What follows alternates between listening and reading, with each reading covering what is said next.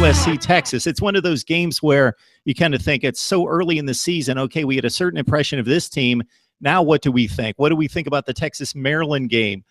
Now what do we think about USC? Now what do we think about USC's win against Stanford? Because look what Stanford failed to do at San Diego State. Right.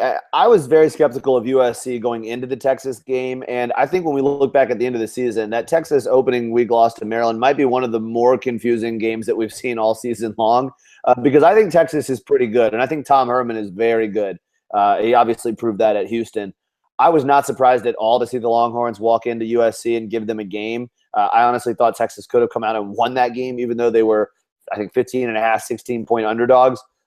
But USC, look, this is a team that over the course of the last decade, ever since Pete Carroll left and Matt Leinart and Reggie Bush walked out those doors, they've been a team that's been loaded with talent, but has always lost games they shouldn't lose. They'll win some big games early in the season. You go back and look at their track record over the course of that decade. They'll start out 3-4-0. They'll get a nice win, and then they'll lose to a team that ends up going 6-6. So I think that's USC's kind of – that's what they do right now. And I don't see a team right now with – I know Sam Darnold is supposed to be the top quarterback prospect in the country.